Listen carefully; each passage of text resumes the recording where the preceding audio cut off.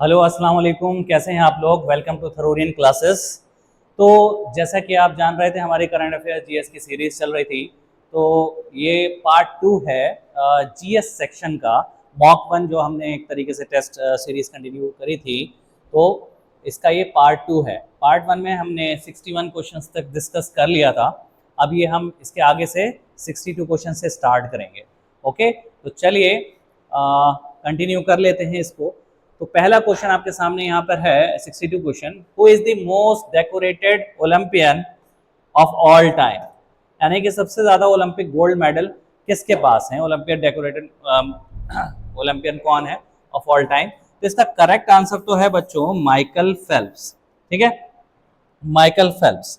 Michael Phelps, ठीक है। अब इसके बारे में आप ये कह सकते हैं माइकल फेल्प्स को और किस नाम से जाना जाता है बच्चों। तो माइकल फेल्प्स को जाना जाता है बच्चों फ्लाइंग फिश के नाम से।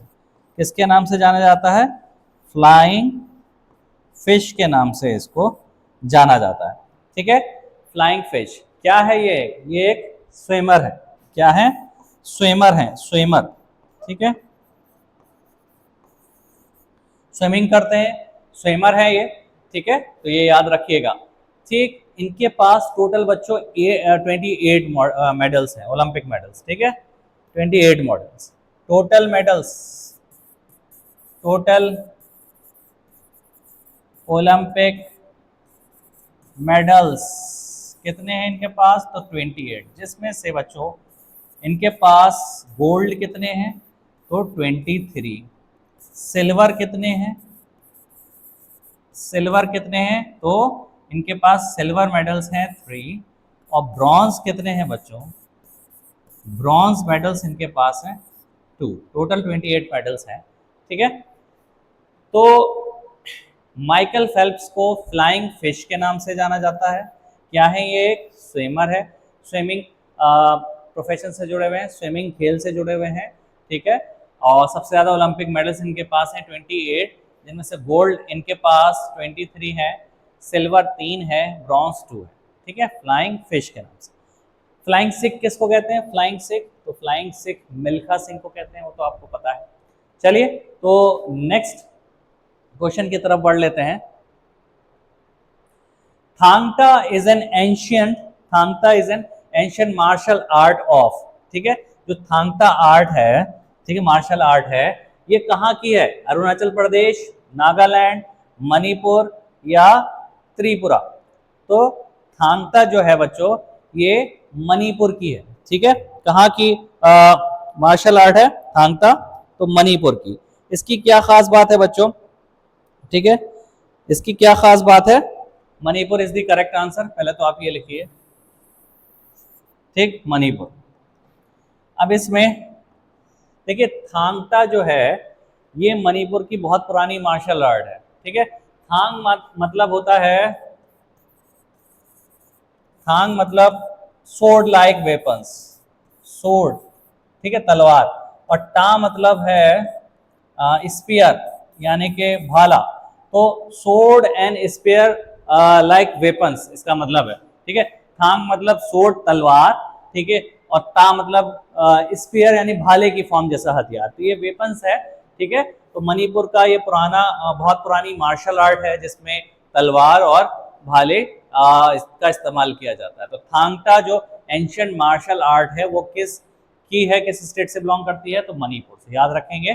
ठीक, नेक्स्ट क्वेश्चन की तरफ बढ़ते हैं। Nikhat Zareen, a gold medallist in boxing belongs to which state. तो बच्चों ये भी याद रखेंगे, निखत जरीन जो है वो कहाँ की है? तेलंगाना की है। हाँ, किस स्टेट को बिलोंग करती है? तेलंगाना। और ये भी याद रखेंगे, निखत जरीन की किस प्रोफेशन से जुड़ी हुई है? तो बॉक्सिंग। ठीक है, ये क्वेश्चन भी आपसे पूछ सकते हैं। निखत जरीन क्या खेलती है? तो बॉक्सिंग खेलती है, बॉक्सिंग से जुड़ी हुई है। इन्होंने बॉक्सिंग में गोल्ड मेडलिस्ट बनी है, ये जीता था। तो किस स्टेट से बिलोंग करती हैं? तो तेलंगाना। ठीक है, ये याद रखेंगे आप, तेलंगाना। ठीक, तेलंगाना से ये बिलोंग करती हैं आपकी। ठीक है, निखत जरीन। चलिए आगे बढ़ते हैं। ठीक है, नेक्स्ट क्वेश्चन की तरफ।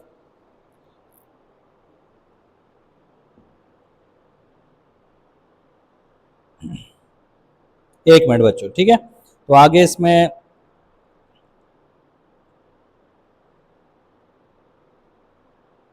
ठीक है, चलिए। The first Indira Gandhi award for international justice and harmony was given to, ठीक है। फर्स्ट इंटरनेशनल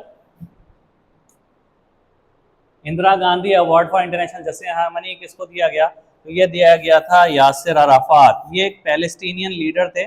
इनका जन्म जो है इजिप्ट में हुआ था, कायरो में, ठीक है, और पैलेस्टीनियन लीडर थे। तो यासिर अराफात, ये first Indira Gandhi award for international justice and harmony इनको दिया गया था, ठीक है, Yasser Arafat. Which program was launched to provide financial inclusion to every household, ठीक है। तो फाइनेंशियल एड पहुंचाने के लिए घर के हर एक फर्द को कौन सी योजना चलाई गई थी? जनधन योजना, प्रधानमंत्री फसल बीमा योजना, स्वच्छ भारत अभियान या मेक इन इंडिया? तो बच्चों ये चलाई गई थी जनधन योजना, ठीक है, ताकि हर घर के हर एक मेंबर की मदद हो सके। तो ये वाली स्कीम इंडियन गवर्नमेंट के थ्रू चलाई गई थी, जनधन योजना।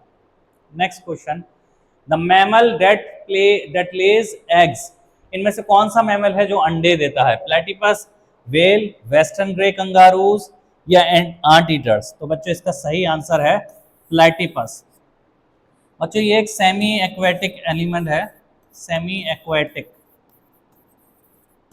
ठीक है, सेमी एक्वेटिक एनिमल है प्लेटिपस। ये क्या है? मैमल है जो कि अंडे देता है। बतख की तरह इसकी चोंच होती है, ठीक है, चौड़ी सी, और तैरता भी है पानी में ये। तो प्लेटिपस याद रखिएगा, ये अंडे देता है।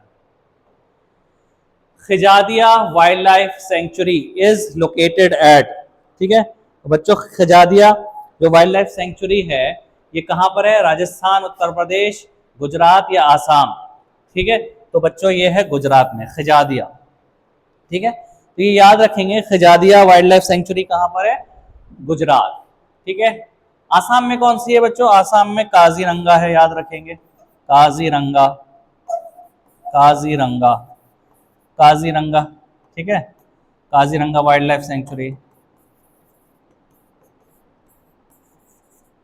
सेंचुरी, ठीक है, काजीरंगा वाइल्ड लाइफ सेंचुरी याद रखिएगा।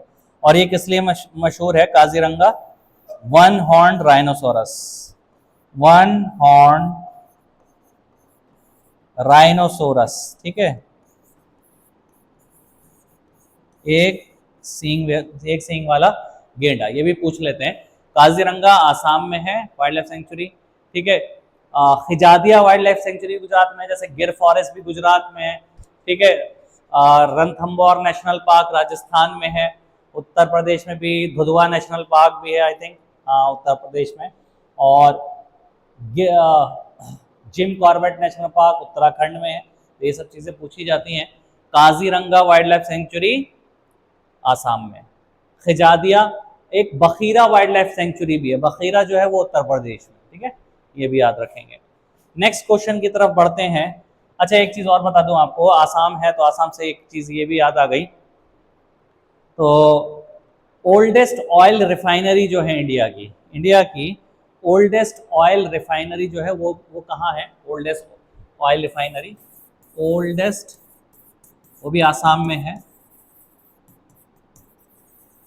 ओल्डेस्ट ऑयल रिफाइनरी आसाम में कहाँ? दिग्बोई, ठीक है, दिग्बोई याद रखेंगे। इंडिया की ओल्डेस्ट ऑयल रिफाइनरी, ये याद रखेंगे। नेक्स्ट क्वेश्चन की तरफ बढ़ लेते हैं। Operation Ganga, operation Ganga was launched to bring back Indian nationals from which country? ठीक है, ऑपरेशन गंगा किस लिए चलाया गया था? मतलब कहाँ, क्या चीज़ ऐसी चीज़ हो रही थी इंडियन नेशनल को वहाँ से वापस लाने के लिए? अफगानिस्तान से वापस लाने के लिए, बेलारूस से, रशिया से, यूक्रेन से? तो बच्चों ये यूक्रेन है इसका आंसर। यूक्रेन से, जब आपको पता था रशिया और यूक्रेन की लड़ाई चल रही थी, ठीक है, पिछले साल, उससे तो 1-2 साल से, तो वहाँ पे जो इंडियन नेशनल्स फंसे हुए थे उनको वापस लाने के लिए एक ऑपरेशन चलाया गया था, ठीक है, जो काफ़ी फेमस भी हुआ था कि वहाँ फंसे हुए थे इंडियन स्टूडेंट्स वगैरह, इन सबको वापस लाने के लिए। तो उस ऑपरेशन का नाम था बच्चों ऑपरेशन गंगा, ऑपरेशन गंगा, ठीक है। तो रशिया और यूक्रेन के बीच का जो लड़ाई चल रही थी उससे रिलेटेड है। तो ये भी याद रखेंगे बच्चों। यूक्रेन की कैपिटल, ये भी याद रखेंगे, यूक्रेन की कैपिटल का क्या नाम है? यूक्रेन की कैपिटल है कीव, कीव। और यूक्रेन की करेंसी क्या है बच्चों? यूक्रेन की करेंसी है हेरेवनिया, हेरेवना भी कहते हैं, हेरेवनिया भी कहते हैं। रशिया की कैपिटल मॉस्को, करेंसी, रशिया की करेंसी क्या है? तो रूबल। ठीक है, याद रखेंगे। ठीक है, यूक्रेन की भी लिख ली मैंने कैपिटल, और ये ठीक है। और यहाँ के प्रेसिडेंट वो कौन है? Vladimir Zelensky. और यहाँ के प्राइम मिनिस्टर जो है प्रेसिडेंट पुतिन, ये तो आपको पता ही है। ठीक है, चलिए नेक्स्ट क्वेश्चन की तरफ बढ़ते हैं। Dhupgarh, the highest peak of Madhya Pradesh, is located in which range? तो भाई धूपगढ़ जो है बच्चों, धूपगढ़ जो highest peak of Madhya Pradesh है, मध्य प्रदेश की सबसे ऊंची पीक है ये, याद रखेंगे, पहाड़, is located in which range? Vindhyan range, Ajanta range, Satpura range या मैकाल रेंज? तो बच्चों ये सतपुरा रेंज में है, सतपुरा रेंज याद रखेंगे, धूपगढ़। ठीक है, तो हाईएस्ट पीक ऑफ क्या मध्य प्रदेश है ये, धूपगढ़। ठीक है, याद रखेंगे, सतपुरा रेंज में है। ठीक है,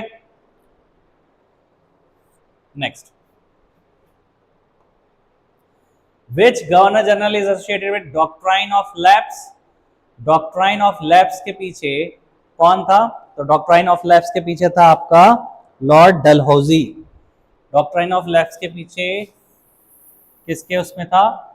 मतलब डॉक्ट्राइन ऑफ लैप्स किससे एसोसिएटेड है, कौन से गवर्नर जनरल से? तो लॉर्ड डलहौजी। ठीक है, लॉर्ड डलहौजी याद रखिएगा। एक क्वेश्चन और याद आ रहा है मुझे, which governor general ban the sati system in India, fully ban? Finally ban जो लगा है सती सिस्टम पर, वो कौन से गवर्नर जनरल ने लगाया था? तो बच्चों सती सिस्टम, मैं लिख दे रहा हूं यहां पे, सती सिस्टम, सती सिस्टम, ठीक है, बैंड बाय कौन से गवर्नर जनरल ने? तो इसका आंसर है बच्चों William Bentinck, Lord William Bentinck. 1929 में आई थिंक, ठीक है, 1929 में लगाया था इसने बैन। अब आप पहले तो ये बताओ, सती सिस्टम आपको पता होगा क्या होता था? सती सिस्टम बहुत ही क्रूएल सिस्टम था। सती सिस्टम क्या था कि किसी की, अगर किसी लेडी के शौहर की, हस्बैंड की डेथ हो गई, तो उसकी पत्नी को, बीवी को जिंदा जला किया जाता था, जिंदा जला दिया जाता था। तो सती सिस्टम बहुत ही क्रूएल सिस्टम था। ठीक है, तो इसके लिए बार बार बहुत सी आवाज़ें भी उठी। ठीक है, तो बहुत पुरानी रस्म ये चलती हुई आ रही थी कि अगर शौहर मर जाए तो बीवी को जिंदा जला दो।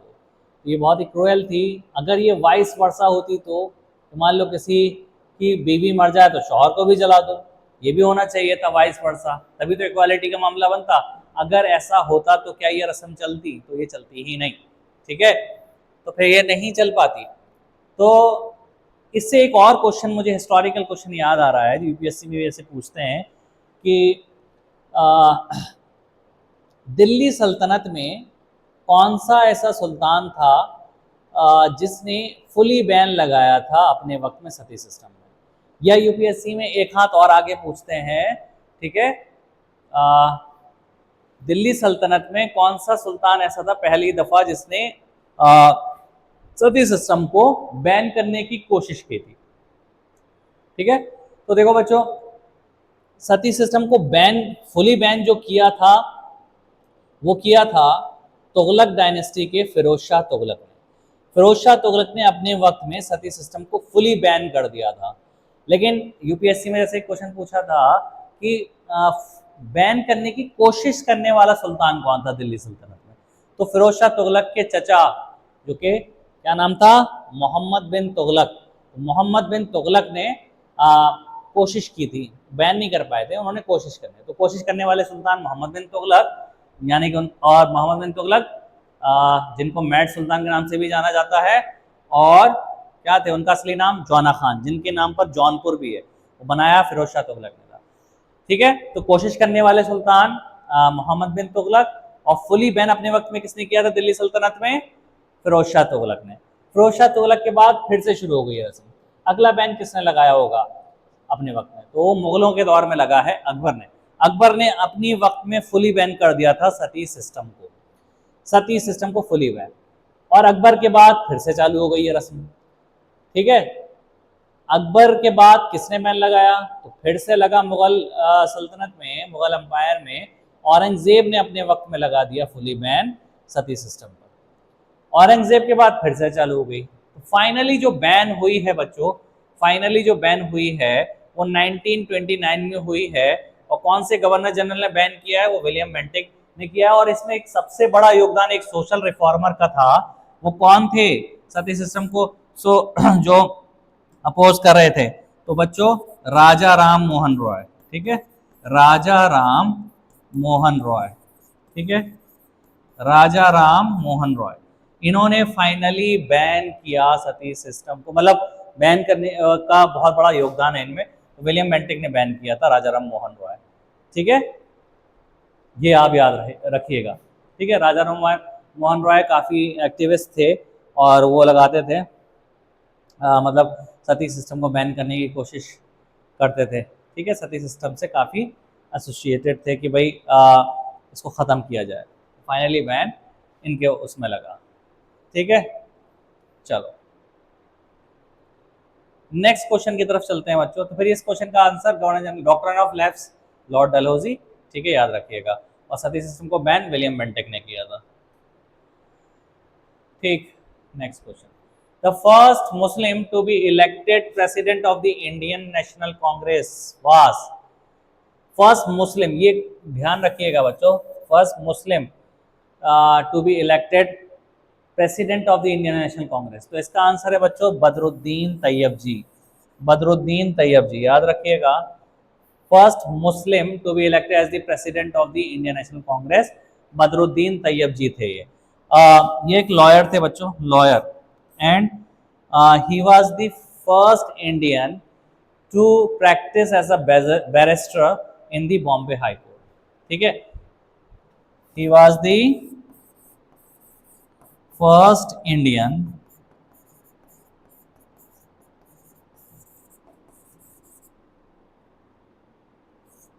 to practice as a barrister in the Bombay High Court।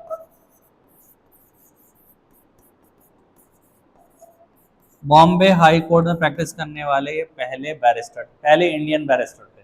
ठीक है, Badruddin Tyabji, first Muslim president of Indian National Congress. ठीक है, इंडियन नेशनल कांग्रेस। ठीक, इंडियन नेशनल कांग्रेस, इंडियन नेशनल कांग्रेस के पहले प्रेसिडेंट कौन थे, फर्स्ट प्रेसिडेंट अगर पूछे जाएं, फर्स्ट प्रेसिडेंट तो WC बनर्जी, उमेश चंद्र बनर्जी। ठीक है, और इंडियन नेशनल कांग्रेस कब बनी थी, तो 1880 कब बनी थी, तो 1885 में किसने बनाई थी, तो A.O. ह्यूम ने बनाई थी, फाउंडर यही है ना, A.O. Hume, Allan Octavian Hume. ठीक है, 1885 में बनी हुई थी। फर्स्ट प्रेसिडेंट कौन थे, WC बनर्जी। फर्स्ट आपसे एक क्वेश्चन पूछा जाता है, फर्स्ट वुमेन प्रेसिडेंट कौन थी, first women president of Indian National Congress, तो इसका आंसर क्या है, एनी बेसेंट, एनी बेसेंट, ये याद रखिएगा। और आपसे पूछ लें अगर first Indian women, first Indian women president of Indian National Congress, ये कौन थी? तो सरोजिनी नायडू। सरोजिनी नायडू, सरोजिनी नायडू बच्चों, ठीक है, ये याद रखिएगा। सरोजिनी नायडू को और किस नाम से जानते हैं? सरोजिनी नायडू को हम और किस नाम से जानते हैं? तो Nightingale of India, Nightingale of India, ठीक है, नाइटिंगेल ऑफ इंडिया, ये याद रखेंगे। इनकी इनकी चार पांच मशहूर किताबें भी हैं बच्चों, वो भी याद रखो। मैं यहाँ बता देता हूँ। सरोजिनी नायडू की किताबें, गोल्डन थ्रेशोल्ड,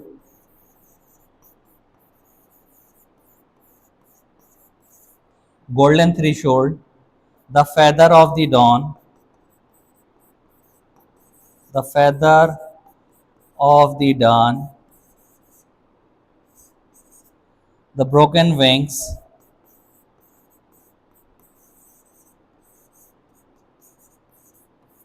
और द स्केप्टेड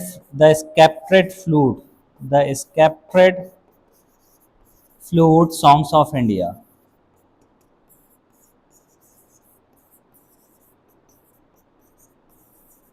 तो ये चीजें याद रखिएगा। देखिए, फर्स्ट मुस्लिम प्रेसिडेंट कौन बने इंडियन नेशनल कांग्रेस के? तो बदरुद्दीन तैयब जी। इनके बारे में एक फैक्ट याद रखिएगा, he was the first Indian to practise as a barrister in the Bombay High Court, ठीक है। इंडियन नेशनल कांग्रेस कब बनी थी? तो 1885 में। किसने फाउंड करी? फाउंडर कौन है? एओ ह्यूम। इंडियन नेशनल कांग्रेस के फर्स्ट प्रेसिडेंट कौन थे? तो डब्ल्यू.सी. बनर्जी, उमेश चंद्र बनर्जी। इंडियन नेशनल कांग्रेस की पहली वुमेन प्रेसिडेंट कौन बनी? तो एनी बेसेंट। अगर आपसे पूछ रहे first Indian women president Indian National Congress की कौन बनी? तो सरोजिनी नायडू। सरोजिनी नायडू को किस नाम से जानते हैं? Nightingale of India. इनकी कुछ मशहूर किताबें, golden threshold, the feather of the dawn, the broken wings, the sceptred flute, songs of India. Clear? ये चीज आप याद रखेंगे। नेक्स्ट क्वेश्चन की तरफ बढ़ते हैं बच्चों। The book Glimpses of World History is written by, Glimpses of World History बच्चों ये लिखी है जवाहरलाल नेहरू ने। जवाहरलाल नेहरू ने लिखी है, याद रखिएगा। Jawaharlal Nehru, glimpses of world history, Jawaharlal Nehru, ठीक है। जवाहरलाल नेहरू की एक तो ग्लिम्सेस ऑफ वर्ल्ड हिस्ट्री हो गई। एक बच्चों ये इंपॉर्टेंट बुक है एन ऑटोबायोग्राफी, एन ऑटोबायोग्राफी, ये भी इनकी बुक है, याद रखेंगे। और एक और मशहूर इनकी किताब है डिस्कवरी ऑफ इंडिया, ठीक है, ये भी याद रखेंगे। Discovery of India, he was the first prime minister of India, ठीक है, ये भी याद रखेंगे। तो जवाहरलाल नेहरू की कुछ इंपॉर्टेंट बुक और भी है, an autobiography, discovery of India, और इसको आप याद भी रख सकते हैं, ग्लिम्सेस ऑफ वर्ल्ड हिस्ट्री और डिस्कवरी ऑफ इंडिया। इनको कैसे ट्रिक बना सकते हैं? एक बार भाई जवाहरलाल नेहरू अपनी बायोग्राफी लिखने बैठे, ठीक है। देखो, बायोग्राफी और ऑटोबायोग्राफी में फर्क क्या है? बायोग्राफी कोई भी किसी की जिंदगी की किताब लिख सकता है, ठीक है। ऑटोबायोग्राफी यानी कि अपनी जिंदगी के बारे में वो खुद लिख रहा है, तो ऑटोबायोग्राफी हो जाती है। तो ऐसे याद रखो, एक बार जवाहरलाल नेहरू अपनी ऑटोबायोग्राफी लिखने बैठे, और ऑटोबायोग्राफी में उन्होंने डिसाइड किया कि मैं वर्ल्ड हिस्ट्री पे लिखूंगा। ऑटोबायोग्राफी में ये उन्होंने डिसाइड किया कि मैं वर्ल्ड हिस्ट्री के बारे में लिखता हूँ कुछ। जब भी वर्ल्ड हिस्ट्री लिखेंगे, वर्ल्ड हिस्ट्री में जब भी वर्ल्ड हिस्ट्री के बारे में लिखेंगे, तो भाई उसमें इंडिया की भी हिस्ट्री आएगी। तो जब जवाहरलाल नेहरू ने वर्ल्ड हिस्ट्री पे लिखना शुरू किया, तो उन्होंने उसमें इंडिया की भी खोज कर डाली, इंडिया की भी खोज कर डाली भाई। उन्होंने वर्ल्ड हिस्ट्री लिखने बैठे तो उसमें उन्होंने इंडिया की भी खोज कर डाली, यानी डिस्कवरी ऑफ इंडिया। एक बार जवाहरलाल नेहरू ऑटोबायोग्राफी लिखने बैठे, ठीक है, ऑटोबायोग्राफी में सोचा उन्होंने कि भाई मैं वर्ल्ड हिस्ट्री पे कुछ लिखता हूँ। वर्ल्ड हिस्ट्री लिखेंगे तो अपने आप इंडिया की भी हिस्ट्री आएगी, इंडिया की भी खोज आएगी। तो उन्होंने जब वर्ल्ड हिस्ट्री लिखने बैठे तो उन्होंने इंडिया की भी खोज कर ली, इंडिया की खोज, discovery of India. World history से आपको ग्लिम्पसेस ऑफ वर्ल्ड हिस्ट्री याद आ जाएगी, ठीक है। एटलीस्ट इतना हिस्सा आपको याद आ जाएगा। ठीक है। ठीक है, तो ये क्वेश्चन अब महात्मा गांधी हैं। अब इनकी भी कुछ बुक्स आप याद रख सकते हैं, जैसे my experiments with truth, my experiments with truth,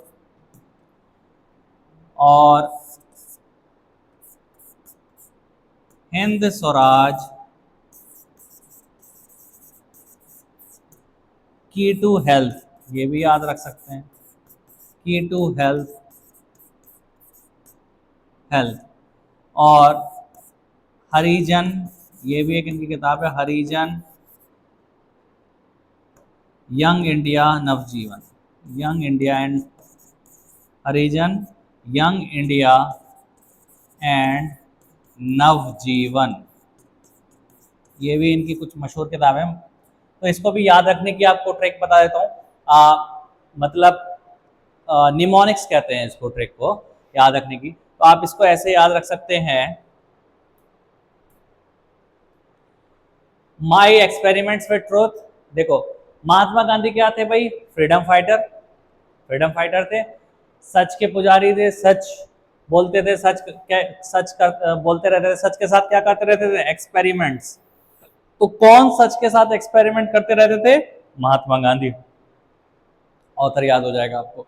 सच के साथ एक्सपेरिमेंट्स कौन कर रहे थे, महात्मा गांधी। क्यों कर रहे थे, हिंदुस्तान के स्वराज के लिए, स्वराज मतलब आजादी, ठीक है, हिंदुस्तान की आजादी के लिए, स्वराज की आजादी के लिए, ठीक है, हिंदुस्तान की आजादी के लिए, हिंदुस्तान के स्वराज के लिए कर रहे थे एक्सपेरिमेंट्स। की टू हेल्थ भाई, की टू हेल्थ भाई, आजादी जो है, स्वराज जो है, आजादी भी तो एक की फैक्टर है हेल्थ के लिए, आजादी भी एक की फैक्टर है हेल्थ के लिए।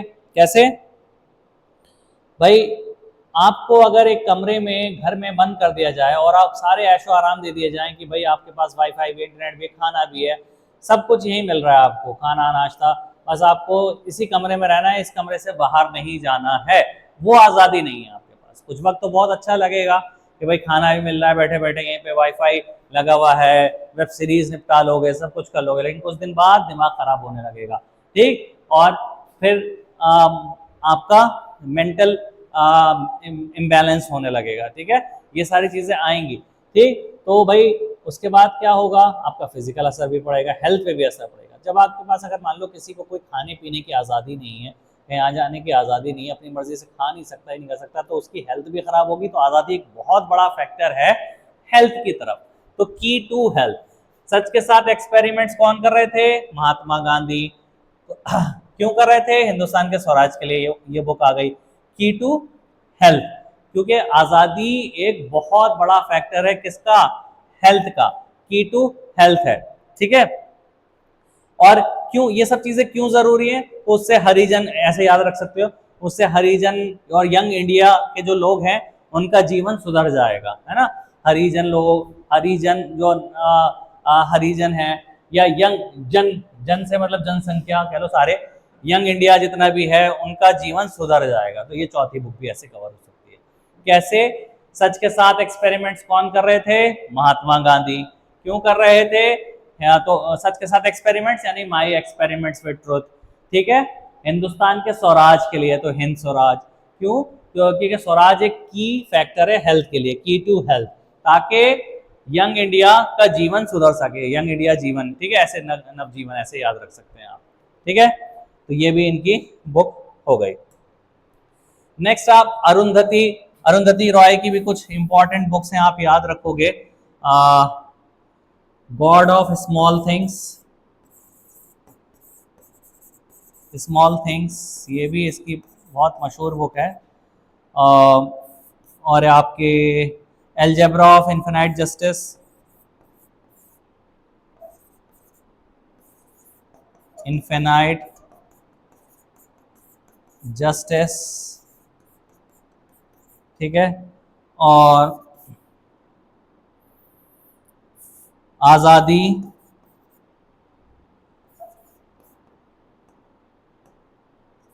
फ्रीडम, फासिज्म,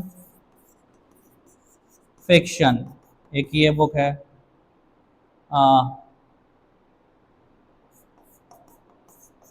ठीक है। और एक और अभी नई आई है इनकी, Mother Mary came to me, Mother Mary comes to me, came to me ऐसी है ना, केम टू मी। ये लेटेस्ट बुक आई है इनकी, ये भी याद रखिएगा। इसके लिए इसको इनाम भी मिला है, प्राइज़ भी मिला है, तो ये याद रखेंगे। ठीक है, तो ये इम्पॉर्टेंट बुक है अरुंधति रॉय की, अरुंधति रॉय की इम्पॉर्टेंट बुक है। ठीक है, God of small things, algebra of infinite justice, Azadi, freedom, fascism, fiction, mother Mary came to me. ठीक है, अलजेब्रा ऑफ इनफाइनाइट जस्टिस, इसको कैसे याद रखोगे? इनफाइनाइट जस्टिस के लिए, इनफाइनाइट जस्टिस के लिए कौन रोती रही? अरुंधति रॉय। इनफाइनाइट जस्टिस के लिए कौन रोई? अरुंधति रॉय। ठीक है, ऐसे याद रखो। ठीक, ये अरुंधति रॉय की इंपॉर्टेंट बुक है। सरोजिनी नायडू की अभी मैंने चारों बुक लिखवाई थी आपको। गोल्डन थ्रेशोल्ड, ठीक है, golden threshold, the feather of the dawn, the scripted flute, है ना, the feather of the dawn, scripted flute और ब्रोकन विंग्स। तो सरोजिनी नायडू की भी अगर याद कराना आपको चाहे तो मैं इनकी ट्रिक बता सकता हूँ, तो ट्रिक बता देता हूँ मैं इसकी भी। तो सरोजिनी नायडू की बड़ी इंपॉर्टेंट बुक है, 4 बुक। तो इसको याद रखने की ट्रिक में आपको कैसे याद रख सकते हो? देखो, सरोजिनी नायडू को बच्चों क्या कहा जाता है? नाइटिंगेल। नाइटिंगेल अभी मैंने लिखा था, नाइटिंगेल। नाइटिंगेल बच्चों क्या होती है? एक बर्ड होती है, चिड़िया होती है। नाइटिंगेल क्या होती है बच्चों? एक चिड़िया, ठीक, जो कि गाती है, सिंग करती है। तो नाइटिंगेल से याद रखेंगे, जहन में बनाइए एक चिड़िया, नाइटिंगेल जो गाती है। नाइटिंगेल से आपको ऑथर याद आ जाएगा। ऑथर कौन है? नाइटिंगेल कौन है? सरोजिनी नायडू। ठीक है, तो आप याद करिए, गोल्डन कलर की, गोल्डन कलर की नाइटिंगेल है, गोल्डन कलर की एक नाइटिंगेल है, जहन में लाइए। गोल्डन कलर की नाइटिंगेल यानी कि एक बर्ड है। नाइटिंगेल से आपको सरोजिनी नायडू ऑथर का नाम याद आएगा। गोल्डन कलर की नाइटिंगेल, गोल्डन से आपको गोल्डन थ्रेशोल्ड। अगर आपको आधा भी याद आ गया, आधा भी याद आ गया, ऑप्शन आपके सामने रखें तो पूरी बुक याद आ जाएगी। इसको निमोनिक्स कहते हैं बच्चों। निमोनिक्स का मतलब होता है कि किसी चीज को रिलेट कर दें आप, उससे वो याद रहती है। फॉर एग्जाम्पल, मैं आपके सामने एक इशारा करूं, समझ गए आप सारे? पुष्पा 1, पुष्पा 2, झुकेगा नहीं, सब पूरा डायलॉग, पूरी फिल्म याद आ गई होगी। मैंने इशारा किया, बोला कुछ नहीं, ठीक है, आपका जहन किसकी तरफ पहुंच गया? पूरा आपको फिल्म दौड़ गई आपके दिमाग में। ठीक है, तो ऐसे ही ये निमोनिक्स है। अगर आधा अधूरा वर्ड भी याद आ जाए, आपके सामने ऑप्शन है, तो पूरा नाम याद आ जाएगा। तो भाई, एक गोल्डन कलर की नाइटिंगेल है, नाइटिंगेल से ऑथर सरोजिनी नायडू याद आ जाएंगी। ठीक है, गोल्डन कलर से गोल्डन थ्रेशोल्ड बुक याद आएगी। जो सुबह सवेरे बच्चों, सुबह सवेरे यानी कि सुबह सवेरे, सुबह सवेरे कहते हैं डॉन। डॉन का उल्टा होता है डस्क, शाम का वक्त। डॉन कौन सा वक्त होता है? DAWN, भोर, सुबह सादिक। जैसे रमजान में सहरी का जो वक्त होता है, भोर जिसको कहते हैं, वो डॉन होता है। डॉन का उल्टा डस्क, ठीक है, डॉन, DAWN, डॉन। तो एक गोल्डन कलर की नाइटिंगेल है जो सुबह सवेरे अपने पंख फैलाकर, पंख फैलाकर, फेदर ऑफ द डॉन, ठीक है, एक गोल्डन कलर की नाइटिंगेल है जो सुबह सवेरे अपने पंख फैलाकर, सुबह सवेरे पंख फैलाकर यानी फेदर, अपने पंख फैलाकर, फेदर ऑफ द डॉन हो गई। ठीक है, बांसुरी लेके गाना गा रही है भाई, बास, ये इमेजिन करो। वैसे स्केप्टेड फ्लूट कहते हैं बच्चों, स्केप्टेड फ्लूट माने तो बांसुरी इन नॉर्मल टर्म्स में हम ले रहे हैं, लेकिन स्केप्टेड फ्लूट एक वो होता है, जैसे आपने देखा होगा ब्रिटिश राज के बाद, यानी राजा महाराजा वाला जो दौर था, मतलब ब्रिटिश राज में कह लो, ऐसे कह लो, तो वो लोग एक स्टिक अपने हाथ में लेके, स्टेटस सिंबल लेके चला करते हैं, स्टिक। ठीक है, ऐसे लंबी सी एक स्टिक कह लो, और उसमें हीरे मोती सोने जड़े हुए होते थे, एक स्टिक लेके ऐसे चलते थे। पुरानी फिल्म में भी देखा होगा थोड़ा सा, राजा महाराजा उसमें ब्रिटिश राज में इस तरीके से चलते थे, तो उसको कहते थे स्केप्टेड फ्लूट। लेकिन हम आम मायने लेते हैं, एक गोल्डन कलर की नाइटिंगेल है जो सुबह सवेरे अपने पंख फैलाकर बांसुरी लेके गाना गा रही है, बांसुरी फ्लूट, और बांसुरी लेके सॉन्ग्स ऑफ इंडियन सॉन्ग्स गा रही है भाई। बांसुरी फ्लूट इंडियन सॉन्ग्स गा रही है, यानी सॉन्ग्स ऑफ इंडिया, ये बुक का नाम है। ठीक है, सॉन्ग्स ऑफ इंडिया। उसके विंग्स टूट जाते हैं भाई, ब्रोकन विंग्स, यानी कि उस बर्ड के, नाइटिंगेल के विंग्स टूट गए। विंग्स टूटने को क्या कहेंगे? ब्रोकन विंग्स, जो कि किताब का नाम है, ब्रोकन विंग्स। उसके विंग्स टूट जाते हैं, फिर भी वो गाना गाती हुई चली जाती है। ये चारों बुक इससे कवर हो गई आपकी। कैसे? एक गोल्डन कलर की नाइटिंगेल है, ठीक है, गोल्डन कलर से क्या याद आएगा? गोल्डन थ्रेशोल्ड बुक याद आ जाएगी। नाइटिंगेल से ऑथर याद आ जाएगी। नाइटिंगेल किसको कहते हैं? सरोजिनी नायडू। जो सुबह सवेरे अपने पंख फैलाकर, ऐसे इमेजिन करो, सुबह सवेरे डान, पंख फैलाना, feather, feather of the dawn, feather of the dawn book हो गई, ठीक है।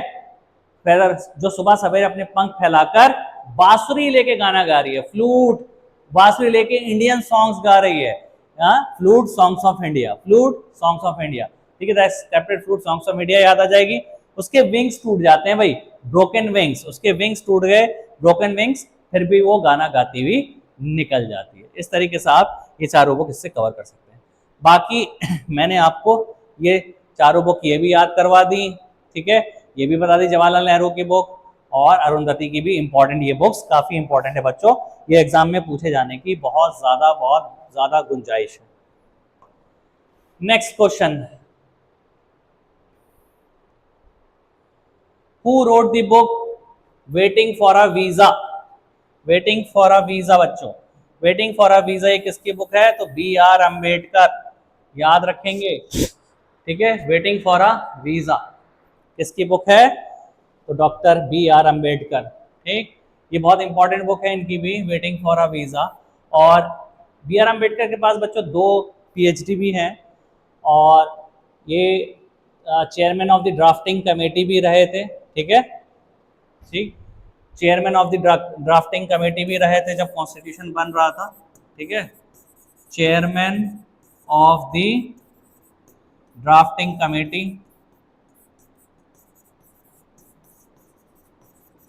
Chairman of the drafting committee. और इनको father of the Indian constitution भी कहा जाता है, father of the Indian constitution, father of the Indian constitution भी कहते हैं, या इनको architect of the Indian constitution, architect भी कह सकते हैं, architect of the Indian constitution, ठीक है, याद रखेंगे, ठीक है। वेटिंग फॉर अ वीजा इनकी बुक है। ये chairman of the drafting committee थे, कौन? B R Ambedkar. Father of the Indian constitution किसको कहा जाता है? B R Ambedkar, Bhimrao Ambedkar. Architect of the Indian constitution किसको कहा जाता है? भीमराव अम्बेडकर। लेकिन बच्चों अगर मैं कहूं कैलीग्राफर, कैलीग्राफर और कैलीग्राफिस्ट, कैलीग्राफर और कैलीग्राफिस्ट, ठीक है, या फिर ऑफ द इंडियन कॉन्स्टिट्यूशन, ये किसको कहा जाता है? तो कैलीग्राफर, कैलीग्राफिस्ट या फिर राइटर, राइटर भी कह सकते हैं, writer of the Indian constitution, Indian constitution. तो बच्चों अब आंसर बी आर अम्बेडकर नहीं होगा, अब आंसर बी आर अम्बेडकर नहीं होगा, अब आंसर होगा बच्चों प्रेम बिहारी नारायण रायजादा, ठीक है। तो ये याद रखेंगे, ठीक है। कैलीग्राफर पूछ लें, कैलीग्राफिस्ट पूछ लें, writer of the Indian constitution पूछ लें, तब आंसर क्या होगा? प्रेम बिहारी नारायण रायजादा। इसका मतलब क्या हुआ? यानी कि बनाया तो डॉक्टर बी आर अम्बेडकर ने कॉन्स्टिट्यूशन, लेकिन उसको अपने हाथों से किसने लिखा, उनको उसके अपने हाथों से पेन किसने चलाया? तो प्रेम बिहारी नारायण रायजादा, ये भी याद रखिएगा। अब इससे रिलेटेड 1-2 चीज याद आ गई तो मैं लिख लेता हूं। कॉन्स्टिट्यूशन बच्चों adopt, constitution adopted on, adoption date क्या है? Adopted on 26 November 1949। और कॉन्स्टिट्यूशन इम्प्लीमेंट कब हुआ था? इम्प्लीमेंटेड ऑन 26 जनवरी 1950, जिसको हम रिपब्लिक डे के नाम से मनाते हैं। तो ये दोनों चीज़ें याद रखिएगा कि अडॉप्शन डेट क्या पूछी गई है या इम्प्लीमेंटेशन डेट, ठीक है। तो कॉन्स्टिट्यूशन अडॉप्ट कब हुआ था? 26 नवंबर 1949। कॉन्स्टिट्यूशन इम्प्लीमेंट कब हुआ था? 26 जनवरी 1950। ठीक है, अडॉप्ट हुआ था 26 नवंबर 1949, इम्प्लीमेंट हुआ था 26 जनवरी 1950, यानी 2 महीने पहले है, ये डेट याद रखिएगा। तो B R Ambedkar, chairman of the drafting committee, father of the Indian constitution, architect of Indian constitution.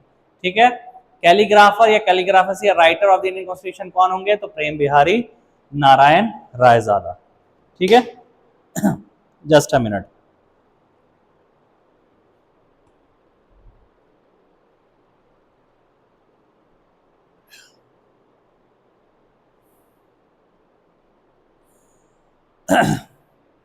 तो ये बहुत ही इंपॉर्टेंट क्वेश्चन है बच्चों, आप ये याद रखेंगे। तो कभी कभी ये सारी चीजें पूछ लेते हैं।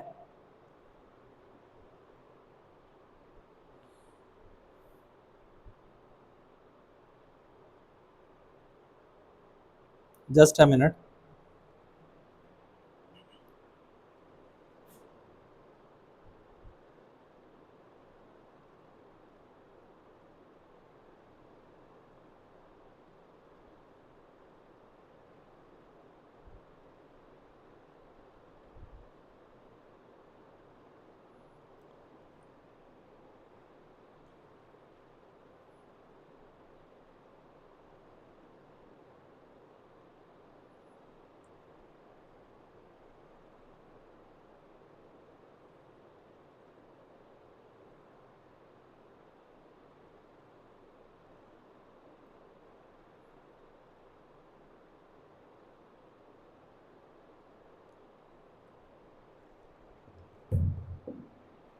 ठीक है, ये इनकी बुक याद रखिएगा, वेटिंग फॉर अ वीज़ा। ठीक है, वेटिंग फॉर अ वीज़ा इनकी बुक है। महात्मा गांधी की मैंने अभी बताई थी आपको, जवाहरलाल नेहरू की भी बताई थी। वर्ल्ड एनवायरनमेंट डे, ठीक है बच्चों, तो वर्ल्ड एनवायरनमेंट डे कब मनाया जाता है बच्चों? तो वर्ल्ड एनवायरनमेंट डे मनाया जाता है 5 जून को।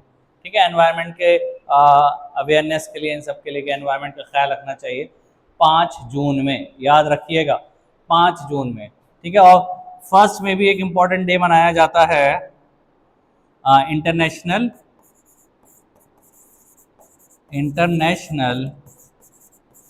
Labour day. International labour day याद रखिएगा इसको, इंटरनेशनल लेबर डे फर्स्ट में मनाया जाता है। 5 जून को वर्ल्ड एनवायरनमेंट डे। कुछ इम्पॉर्टेंट भी हैं, आप याद रखिएगा। जैसे मैं आपको बताऊं, 4 जनवरी वर्ल्ड ब्रेल डे मनाया जाता है, वर्ल्ड ब्रेल डे। 4 जनवरी याद रखिएगा। लुई ब्रेल के ऊपर है, लुई ब्रेल जिसने ब्रेल स्क्रिप्ट इजाद करी है, इन्वेंट करी है, यानी ब्लाइंड लोगों के लिए जो स्क्रिप्ट होती है वो डॉटेड इस तरीके से डॉट डॉट उभरे हुए डॉट्स होते हैं, जिसको वो हाथ फेर के पढ़ते हैं, ब्रेल स्क्रिप्ट, वो लुई ब्रेल ने। ठीक है, किसके ऊपर है? तो लुई ब्रेल। ये अंधा हो गया था, तो फिर इसी ने ही ये लैंग्वेज डेवलप करी, स्क्रिप्ट डेवलप करी, तो इसी के नाम पर वर्ल्ड ब्रेल डे मनाया जाता है 4 जनवरी में। ऐसे ही आपको याद रखना है world cancer day. World cancer day बच्चों, वर्ल्ड कैंसर डे मनाया जाता है 4 फरवरी में। ठीक, ऐसी है, बहुत इंपॉर्टेंट, याद रखेंगे। वर्ल्ड पॉल्यूशन डे कब मनाया गया?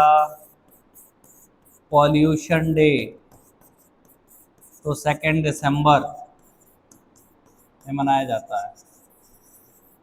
World population day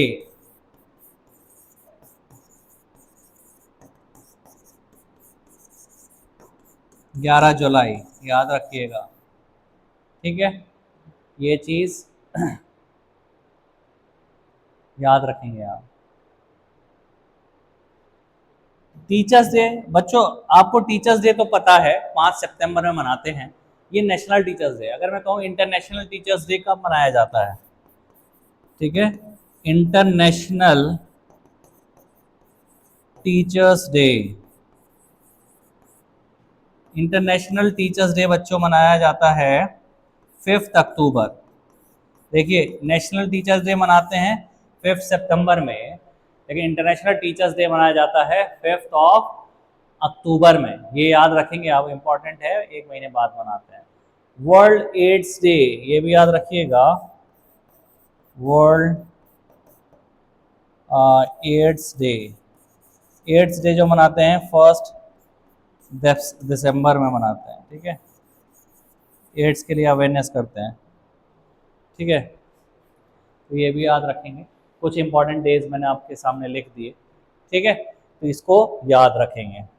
next question की तरफ बढ़ते हैं।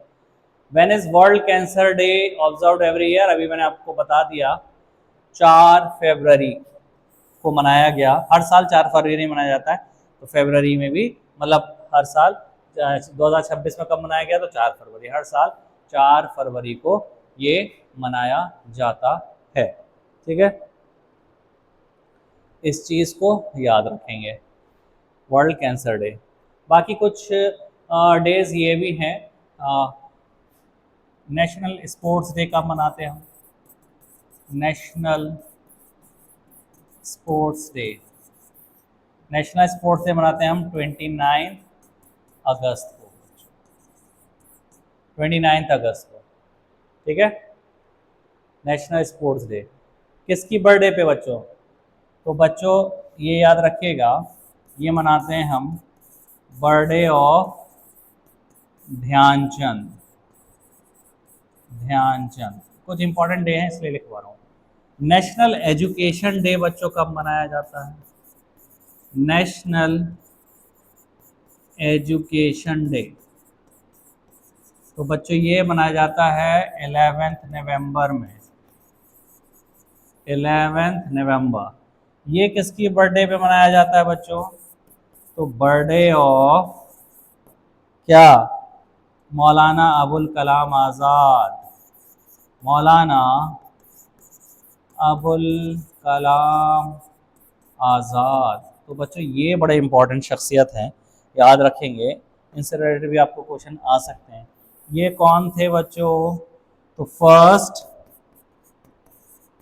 Education minister, first education minister of India, Maulana Abul Kalam Azad, first education minister of India, याद रखेंगे। इनके बड़े दो आपने वो सुने होंगे, इन्होंने ही Al Hilal newspaper, Al Hilal and Al Balagh newspaper चलाए थे। इम्पॉर्टेंट है, याद रखिएगा, ठीक है। और इनकी दो मशहूर बहुत किताब है, इनकी बुक, मौलाना आज़ाद की दो books, India wins freedom, India wins freedom, और एक है गुबारे खातिर, गुबारे खातिर। और इनकी ट्रांसलेशन ऑफ कुरान भी है, तर्जुमानुल कुरान वो भी है, कौल फैसल भी है। लेकिन ये दो बुक एग्जाम में बहुत पूछी जाती हैं, इंडिया विंस फ्रीडम, गुबारे खातिर, ठीक है। इंडिया विंस फ्रीडम, गुबारे खातिर, ठीक है। इसको भी याद रख सकते हैं बच्चों। याद रखने की आप ट्रिक देख सकते हैं कि जैसे ही इंडिया ने फ्रीडम जीती, इंडिया विंस फ्रीडम, जैसे ही इंडिया को आज़ादी मिली, जैसे ही इंडिया को आज़ादी मिली, तो भाई किसने? मौलाना अबुल कलाम आज़ाद ये एजुकेशन मिनिस्टर थे, एजुकेशन को लेकर उन्होंने बहुत सारे काम किए। तो मुल्क में जैसे ही मुल्क ने जैसे ही फ्रीडम जीती, इंडिया विंस फ्रीडम, तो मुल्क में इन्होंने एजुकेशन की खातिर एक गुबार लेकर आ गए, ठीक है। कौन? मौलाना अबुल कलाम आज़ाद, ठीक है। मुल्क में जैसे ही इंडिया ने फ्रीडम जीती, इंडिया विंस फ्रीडम, वैसे ही पूरे देश में इन्होंने एजुकेशन की खातिर मुल्क में गुबार ला दिया, गुबार खातिर, ऐसे याद रख सकते हैं, ठीक है। तो ये याद रखेंगे। तो कुछ इंपॉर्टेंट पॉइंट ये थे, और इनकी पैदाइश आई थिंक मक्का में हुई थी, है ना। तो ये याद रखेंगे, कुछ इंपॉर्टेंट पॉइंट ये वाले थे, ठीक है। तो नेशनल, ठीक है, यहाँ पर ये याद रखिएगा। तो मैंने कुछ नेशनल ये लिखे, नेशनल स्पोर्ट्स डे कब मनाया जाता है? 29 अगस्त, birthday of Dhyanchand. National education day 11 नवंबर, बर्थडे ऑफ मौलाना अबुल कलाम आजाद, ये कौन थे, फर्स्ट एजुकेशन मिनिस्टर थे। अल हिलाल अल बिलाग न्यूज़पेपर इन्होंने चलाए थे। इंडिया विंस फ्रीडम इनकी किताब है, गुबार खातिर इनकी किताब है। ठीक है, एक और डे याद रख लो आप, नेशनल यूथ डे बच्चों, ये कब मनाया जाता है, national youth day, national youth day मनाया जाता है बच्चों 12 जनवरी, 12 जनवरी। ठीक है, ये किसकी बर्थडे पर है, तो बर्थडे ऑफ विवेकानंद, विवेकानंद, विवेकानंद। ठीक है, स्वामी विवेकानंद, ये रामकृष्ण मिशन से भी जुड़े हुए थे, ब्रह्मो समाज से भी जुड़े हुए थे। ठीक है, वो वाले। तो वर्ल्ड कैंसर डे याद रखिएगा, इंपॉर्टेंट ये भी, वर्ल्ड कैंसर डे 4 फरवरी में मनाया जाता है हर साल। नेक्स्ट क्वेश्चन की तरफ बढ़ते हैं। Which gas is commonly known as laughing gas. ठीक है, लाफिंग गैस, ये साइंस का क्वेश्चन आ गया। लाफिंग गैस किसको कहा जाता है बच्चों, तो नाइट्रस ऑक्साइड यानी कि NO2। ठीक है, NO2 को कहते हैं नाइट्रस ऑक्साइड। ठीक है, NO2 को नाइट्रस ऑक्साइड कहा जाता है। लाफिंग गैस किसको कहते हैं, नाइट्रस ऑक्साइड, यानी कि इसको आप गुब्बारे में भर के पी लें तो एक हंसी सी आपकी निकलेगी। ठीक है, लाफिंग गैस, हंसने जैसा बिहेवियर होने लगेगा, हंसेंगे, आवाज पतली सी हो जाती है, सब हंसते रहेंगे। ठीक है, तो इसको हम क्या कहते हैं, नाइट्रस ऑक्साइड को लाफिंग गैस। इसी से रिलेटेड एक दो क्वेश्चन आप इसको ये भी कह सकते हैं, which gas is use for artificial ripening of fruits. ठीक है, आर्टिफिशियल राइपनिंग ऑफ फ्रूट जो होती है, हम पकाते जो है फ्रूट्स को, वो किस आर्टिफिशियल राइपनिंग कौन सी गैस करती है, तो आर्टिफिशियल राइपनिंग जो की जाती है, आर्टिफिशियल राइपनिंग ऑफ फ्रूट्स, ये करी जाती है इथाइलिन से बच्चों, इथाइलिन। याद रखिएगा, कार्बाइड जो है वो बैन है। कार्बाइड से पहले पकाए जाते थे फल वगैरह, जो कि वो कैंसरस पार्टिकल्स प्रोड्यूस करता है, इसलिए पूरी इंडिया में बैन है वो। लेकिन फिर भी बहुत से लोग करते हैं, वो सस्ता मिलता है, ये सब तो वो बहुत ख़राब है। जैसे मार्केट्स में जो फल वगैरह आते हैं, अगर कार्बाइड से पके हैं तो उनकी निशानियों में आप देखेंगे कि मैंगोज वगैरह में खास तौर से देखेंगे कि अगर काला ज़्यादा है ऊपर से, येलो छिलके ऊपर, वो ना लें आप, वो कार्बाइड से पका हुआ हो सकता है। लेकिन इथाइलिन जो है ये अब रिकमेंड किया है गवर्नमेंट ने, और कार्बाइड को बैन किया गया है ना। तो ज़्यादातर अब इससे पकाए जाते हैं आर्टिफिशियल राइपनिंग के लिए। कार्बाइड बहुत नुकसानदेह है, ठीक है, उसको नहीं पकाना चाहिए। तो लाफिंग गैस हमारी नाइट्रस ऑक्साइड होती है। ठीक, इसी से रिलेटेड एक चीज़ मैंने आपको बता दी कि artificial ripening of fruits ethylene कहते हैं। इससे रिलेटेड एक और मैं इंपॉर्टेंट क्वेश्चन आपको बताता हूँ, LPG। LPG आपने सुना होगा, liquid petroleum, liquefied petroleum gas, LPG। ठीक है, इसके अंदर मेनली क्या होता है, कौन सी गैस होती है, ब्यूटेन, प्रोपेन एंड इथेन, ये भरी जाती है। लेकिन इससे भी इंपॉर्टेंट क्वेश्चन ये है कि आप LPG, ये जो गैस होती है ब्यूटेन, प्रोपेन और इथेन, ये जो भी होती है ये ओडरलेस होती है, इसके अंदर स्मेल नहीं होती। तो उसमें आपने देखा होगा LPG में एक स्मेल आती है, वो कौन सी गैस होती है, तो बच्चों वो होती है इथाइल मरकैप्टन, इथाइल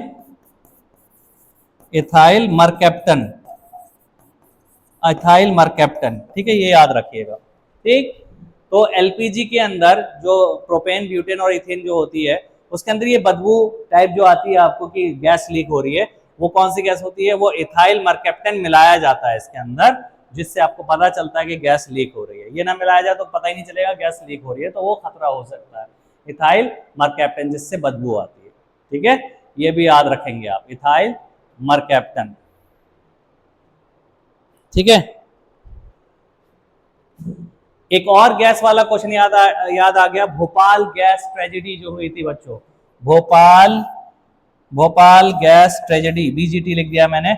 इसमें जो गैस लीक हुई थी, MIC कहते हैं उसको, MIC, methyl isocyanate, methyl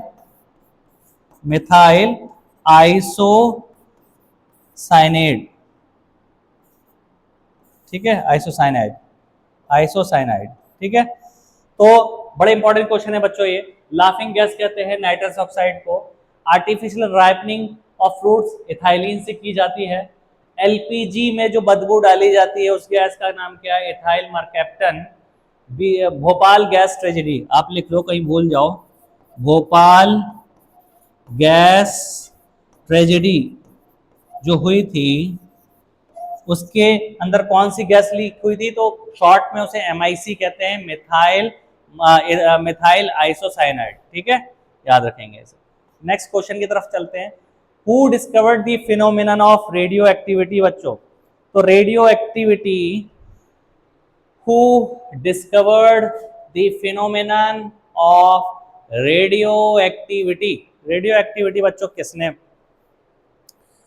discover की थी? तो बच्चों इसका करेक्ट आंसर है हेनरी बिक्वेरल।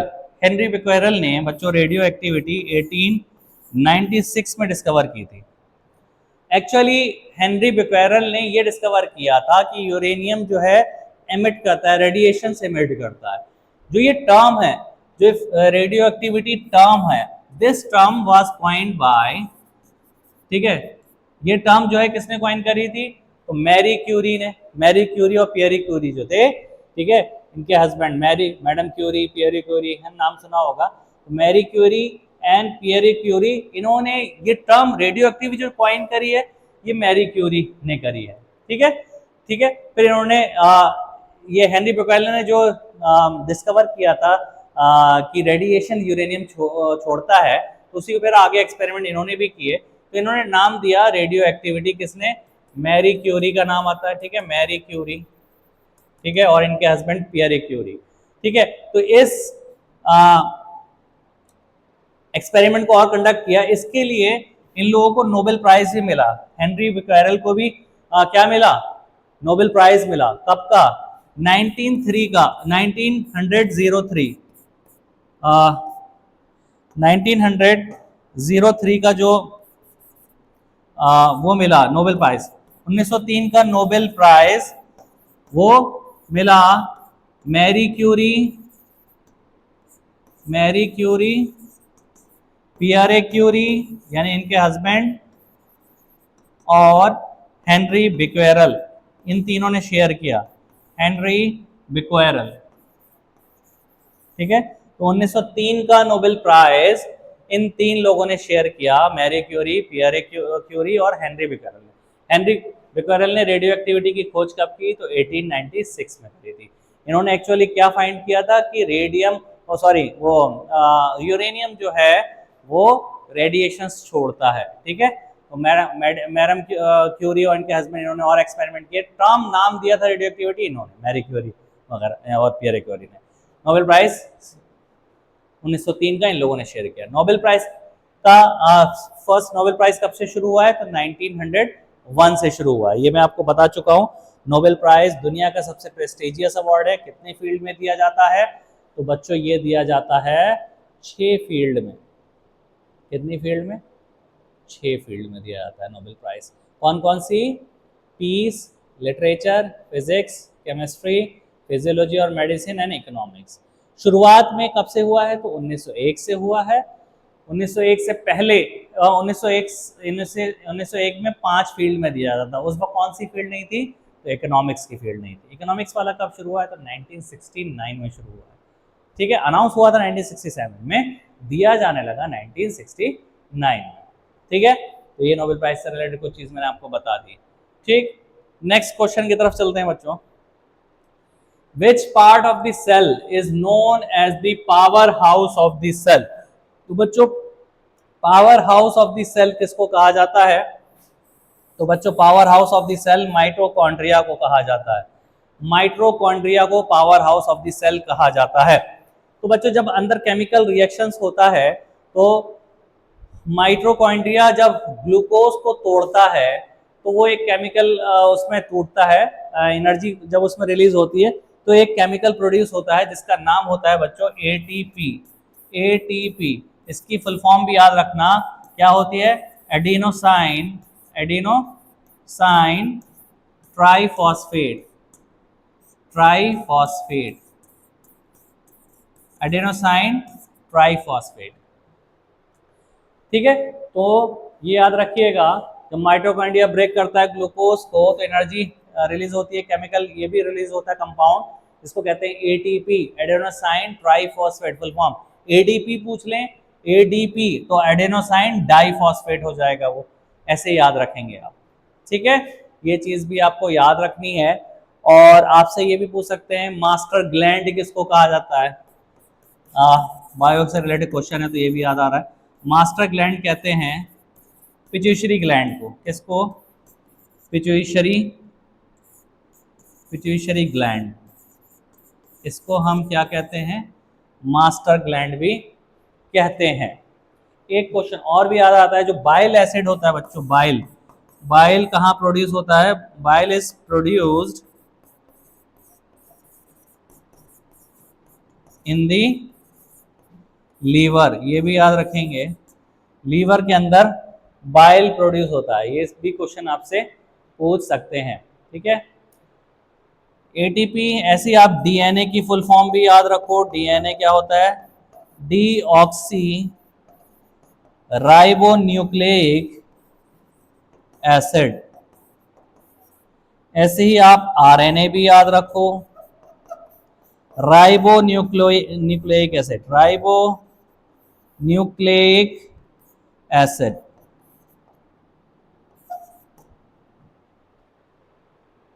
ठीक, एक और क्वेश्चन याद आ रहा है कि प्लांट्स के रूट्स में एक बैक्टीरिया होता है बच्चों। ठीक है, प्लांट्स के रूट्स में बैक्टीरिया होता है, उसको क्या कहते हैं, राइजोबियम बैक्टीरिया, ये भी याद रखेंगे, राइजोबियम बैक्टीरिया।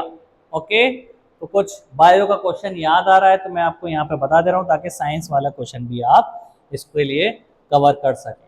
ठीक है, एक बच्चों कंडीशन होती है एनोस्मिया, एनोस्मिया क्या होती है बच्चों, ये कंडीशन, बीमारी कह सकते हो, एक कंडीशन है। तो ये क्या होता है बच्चों, लॉस ऑफ स्मेल, यानी स्मेल, सूंघने की ताकत को अनोस्मिया को कहते हैं। ठीक है, अनोस्मिया। ठीक है, इसको याद रखने की ट्रिक भी बड़ी अच्छी है, एनोस्मिया, नोज है यहाँ पे, नोज, एनोस्मिया, नोज क्या करती है, सूंघती है, स्मेल, लॉस ऑफ स्मेल। ठीक है, तो मतलब सूंघने की ताकत इसमें नहीं होती है, तो अनोस्मिया जो कंडीशन है वो यही है कि स्मेल करने की ताकत नहीं रहती है, मतलब स्मेल नहीं कर पाता है, तो लॉस ऑफ स्मेल। एक दो क्वेश्चन और याद आ रहा है, देखिए आपने विटामिन पढ़े होंगे, vitamin A, B, C, D, E और के, इसमें से वाटर सॉल्युबल कौन से होते हैं और फैट सॉल्युबल कौन से होते हैं। तो बच्चों फैट सॉल्युबल, ठीक है, कौन से होते हैं, और दूसरे वाटर सॉल्युबल। ठीक है, वाटर सॉल्युबल। ठीक है, तो फैट सॉल्युबल तो होते हैं बच्चों ये KEDA, कीड़ा, ऐसे याद रख सकते हैं, कीड़ा जो है वो फैट सॉल्युबल है। कैसे, विटामिन के, vitamin E, vitamin D, vitamin A. और वाटर सॉल्युबल होते हैं BC, ठीक है, बी और सी। ठीक है, तो एक याद रख लो, दूसरा अपने आप याद होगा, फैट सॉल्युबल कीड़ा, वाटर सॉल्युबल BC जो बचे हुए कीड़ा। विटामिन के, ठीक है, वो सब आपको पता है, विटामिन ए की कमी से क्या होता है, इसको रेटिनॉल भी कहते हैं। ठीक है, विटामिन ए की कमी से night blindness. Vitamin B complex, मतलब पूरे की बात कर रहा हूँ तो बेरी स्पेसिफिक भी अलग अलग है, B1, B2 इस तरीके से। सी की कमी से स्कर्वी, डी की कमी से रिकेट्स बच्चों में होता है, ऑस्टियोमलेशिया बड़े में होता है। ठीक है, और के की कमी से क्लॉटिंग ऑफ ब्लड, ये भी आप याद रख सकते हो। चलिए नेक्स्ट क्वेश्चन की तरफ बढ़ते हैं बच्चों। चपचरकूट is the biggest spring festival celebrated by the Mizo people of which Indian state। ठीक है, तो भाई नाम से ही जाहिर हो गया, यहाँ पे आपको मिजो पीपल हिंट दे दी गई। ठीक है, चपचरकूट जो है ये कहाँ का फेस्टिवल है, तो भाई मिजो पीपल इसे मनाते हैं। ठीक है, मिजो पीपल इसको मनाते हैं, तो ये कहाँ का फेस्टिवल होगा, तो मिजो पीपल जो मनाते हैं मिजोरम। ठीक है, तो इसमें आपको यहाँ पे हिंट दे दी गई है, मिजोरम। चपचरकूट क्या है, द बिगेस्ट स्प्रिंग फेस्टिवल है बच्चों ये। ठीक है, ये इनका फेस्टिवल है चपचरकूट, तो ये मिजोरम में मनाया जाता है। और अभी मैंने एक थांगटा मार्शल आर्ट का जिक्र किया था बच्चों, वो कहाँ थी? वो थी आपकी कहाँ पर? मणिपुर में थी। ठीक है, तो चलो ये वाला पार्ट हमने कंप्लीट कर लिया। जीएस का पार्ट 2 जो आधा रह गया था, तो ये हम पार्ट कंप्लीट कर चुके हैं। ठीक है, फिर आगे ऐसे ही मिलते रहेंगे आपसे अगली सीरीज में। तब तक के लिए अल्लाह हाफिज।